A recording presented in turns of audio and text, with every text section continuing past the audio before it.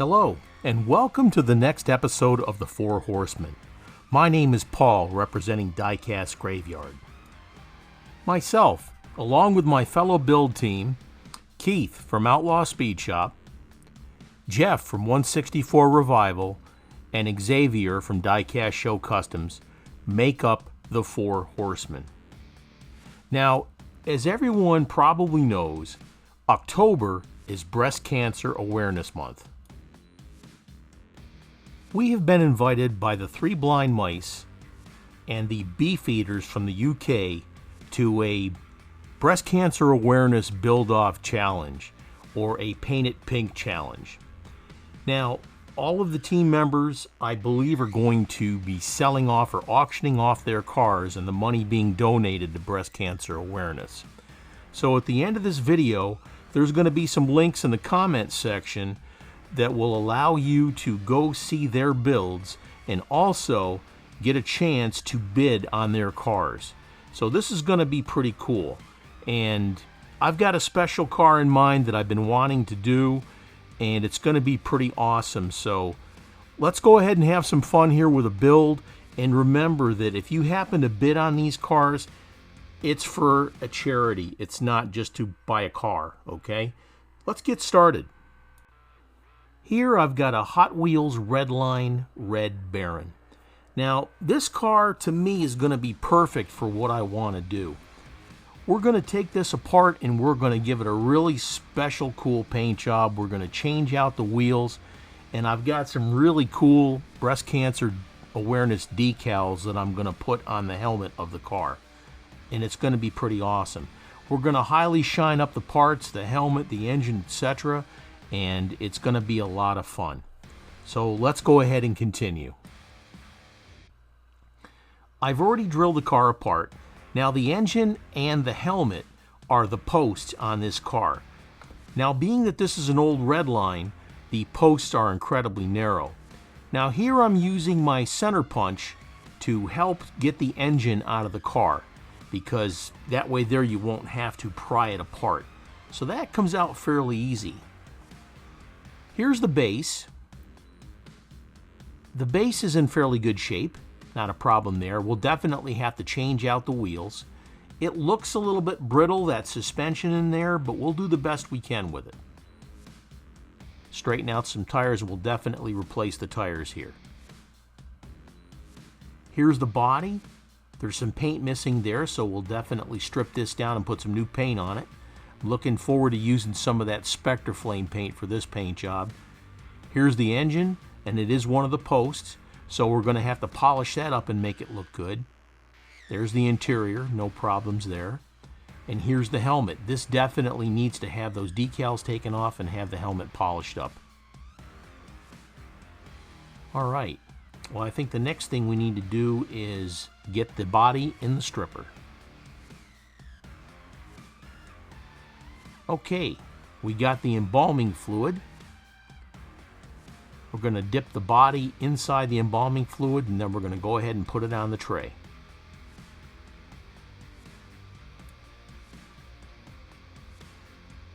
Shake off that excess citrus strip, aka embalming fluid. And then we'll set it on the tray there. Can only get so much of it off. There we go. And we'll set that aside and we'll wait for it to bubble off so we can get it scrubbed down and get that paint taken care of. Now it's time to drill out the helmet and the engine. Now this little divot in there, this dimple that I hit with the automatic center punch, was a little bit off center. So if I lean the drill bit at a slight angle, it'll compensate by working its way towards the center, and then you can straighten up the post that you're drilling to match the drill bit, and it will center it up a lot better. This is today's tip from your Uncle Paulie. Now, how deep you go depends on how long or tall the post is. Now, even though the helmet is pretty deep, the posts on these older Redlines are very narrow, so the deeper you drill, the more chance you have of drilling off to the side of the post, etc. Now, a little drop of motor oil will also help you because it helps the drill bit glide smoother. Now, on these older red lines, we're going to put a 1-72 screw in there, so to drill it out, we're going to use a 1/16 inch drill bit. Now, just check it occasionally and watch how deep you're drilling. Now, if you're using the short screws or the long screws, etc., that's going to depend, of course, on how deep you're going to drill.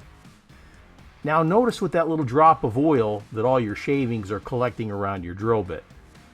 Again, keep an eye on how deep you're drilling. Now, this is extra important if you're drilling on a short post that's on a car, like up near the hood, like a spoiler's car or a Mustang or a Camaro or something, because the post underneath that engine with the opening hood is incredibly short. So you've got to be extremely careful when you're doing that. Every so often stop, clean out your drill bit so the flutes are clear. That allows the metal to pass through. If you start to hear a little bit of squeaking, just back off the pressure. I think we've just about reached as deep as we want to drill here. Yes, that's good enough. That'll accept a short screw with no issues. Now it's time to drill out the engine. Now, the center post divot happens to be right on point on this one, but the post on the engine is a lot more narrow than it is on the helmet. So you've got to be extra special careful here. Again, this is why I recommend you practice on a red line, or excuse me, a mainline car first, and practice your drilling skills, and you'll get them down. Now, some people will say, oh, you need to put this in a vise, you know, and you're an idiot for drilling it up in your hand and everything. You know what? I've been doing this quite a while. And yeah, I've put a drill bit into my finger and stuff like that. You've just got to be careful. All right? You just got to be careful. Take your time. Watch how deep you're drilling. And every so often stop and clean out your drill bit.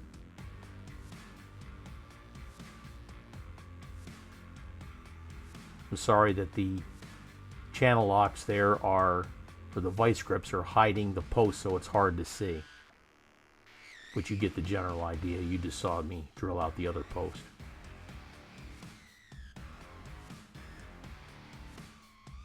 That's coming along nicely. It's looking nice and straight. Now we're going to be getting to the part where we put the screws in here. Now you can tap these if you wish, or you can put the self-tapping screws in there. Now, you know what? Almost all these screws are self-tapping. It just depends on how much pressure you're putting behind them, because the post here is extremely soft metal. You just got to make sure that you're not going to use a screwdriver that's going to get the end of your screw tip all chewed up and not work properly. All right, here we've got the screws. We got the posts all drilled out. We're ready to go. I got the screws in, and I screwed those in without doing tapping because of the short screw. Now, if it was a long screw, I would definitely tap it. Now, I also recommend you keep on hand these 1-72 washers, and you can get any of these on the internet. They're really good. You can get them from the Redline shop. Now I'm going to polish up the helmet and the engine. Here I'm using Flitz. Flitz is an absolutely fantastic product, and I recommend it highly. They've got a lot of good products that they offer on their website, and you can find a lot of things on Amazon and in your local stores. The best part about the Flitz is that you don't need a lot when you're going to polish something. Just put a little dab on there, rub it around, and then get your Dremel with your polishing bonnet on the end of it and go to town. Let's go ahead and get started here. Let's start with the helmet. Now, here, don't polish around things that you're afraid to get any other of the Flitz polish on it, because the bonnet will still throw this stuff.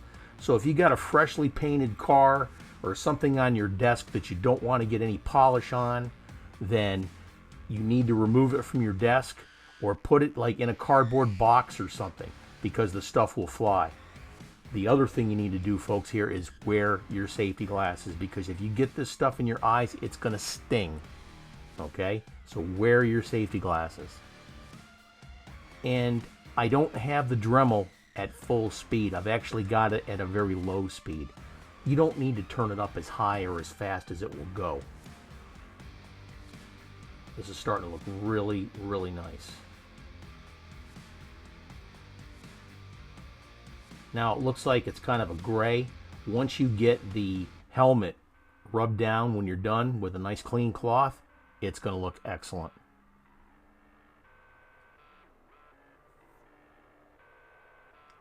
That's looking real good. Now let's do the engine. The engine seemed to be a lot more tarnished than the car, or the helmet, excuse me. So again, you got your Flitz polish on there, get your Dremel on there with your polishing bonnet, and you don't need to put a lot of pressure on this either. And it doesn't take long for this Flitz polish to do its magic. You get a chance, you get to the store, like a hardware store like Lowe's or Home Depot or Ace is where I got this Flitz polish. Get yourself some. It's great stuff and it works fantastic.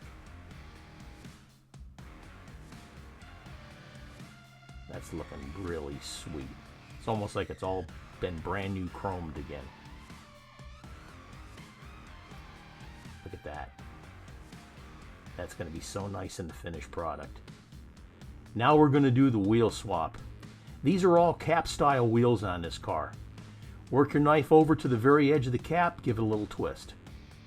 Get it in the edge there, give it a twist. Super simple. Like I've said in past videos, I wish Hot Wheels would have kept this type of wheel, because man, it's really easy to change out wheels if you want to, and they look so nice when they're replaced. And you know they're on because they snap right in place. And I got these wheels from the Redline shop. You can check that out at www.redlineshop.com. Now the cap wheels only come in two sizes, medium and large. Let's move on. Now it's time to polish the body. What I use here is Flitz. Now you can normally get this at any hardware store. You can also purchase it at my Amazon Marketplace store, and there's a link for it in the comments. If the link doesn't work, just copy it and paste it to your web browser, and it'll bring you right to the Amazon Marketplace page. Use it sparingly, rub it onto your metal, and then take your Dremel or your buffer and get in there and start buffing. Flitz works fast and it works fantastic. Now obviously the cleaner you have your surface, the better the polish is going to be. Take your time, go over all the areas. Man, that's starting to look great already. What a fantastic product. I'll get in the fender wells here. I'll get on the firewall, around the cab, the tops of the fenders, underneath the fenders, and it'll look really nice. If you need to put a little bit more cream on there, then go ahead and do it. That's looking nice. Let's rub it down with degreaser and scrub it down and get it ready for paint. That looks nice.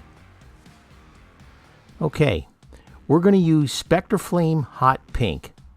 Now, the thing is when you're using these lighter colors like the hot pink or antifreeze or even ice blue, it's very, very hard to see the color because it's so light, and you can see through it really easy.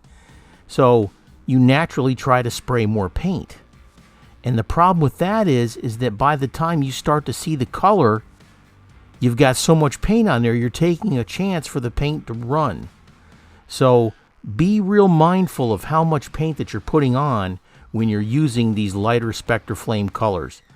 They look fantastic when you spray them on, but if you spray them on too thick, they're going to run and you're going to wind up stripping it down and doing it again anyways. So there's another tip from your Uncle Paulie. So here we're going to finish up the mist coats. or the tack coat. And then we're going to let it set for about 10 or 15 minutes. I could have even gone a little bit lighter on the paint here. But right here now we're spraying on the second coats because I did let it set for approximately 15 minutes. So I'm going to finish up a little bit more hot pink. And then I'm going to spray some Spectre Flame Red on the back of the car to get a little bit of a fade. I think that'll help bring that pink out a little bit more also. So that's going to be really cool looking. I let it set for about another 15 minutes. Now we're coming back in with the Spectre Flame Red. And this is just more from the cab on back. Again, you want to put it on light because that pink coat is still a little bit wet. And you definitely don't want to get any runs. Now, if you wanted to let it set overnight, that's the best case scenario. Here I'm pressed for a little bit of time, so I wanted to move on and get this part done. So fade that red into that pink, and it's going to look pretty darn awesome. I'm very happy with the way this is turning out so far.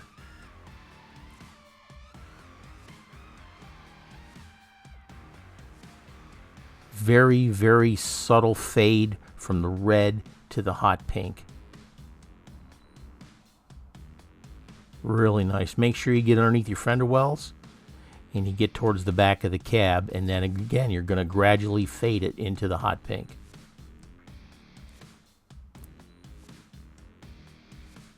That's looking sweet. Look at that.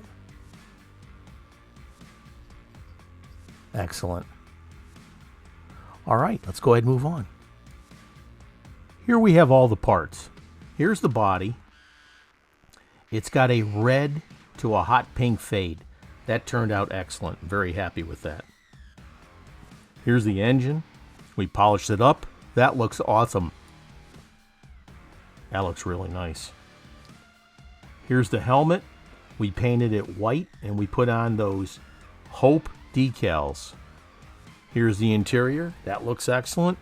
And here's the base with the brand new wheels all cleaned up and ready to go. Looking sweet. Let's go ahead and put this bad boy together and see what we got. Here we've got a classic Hot Wheels Redline Red Baron. Now this is one of the original Red Barons, as you can tell by the spike on top of the helmet, because Mattel later on removed the spike. I don't know if it was because parents were stepping on the spike and stepping on it with their heels and hurting themselves or whatever, but they definitely got rid of it. But this is a classic car, and what a great opportunity to make something very special. And here's what we got to. This Red Baron, this Paint It Pink Challenge Red Baron that fades from a red to a hot pink. The white helmet with the Hope decals to bring awareness to breast cancer. Now we're going to go ahead and we're going to sell this on eBay. And remember that if you go to the eBay channel, and there'll be a link in the comments, remember that you're buying this not only to buy the classic car, but you're buying it to donate to charity. And 100% of the money raised for this car will be donated to charity.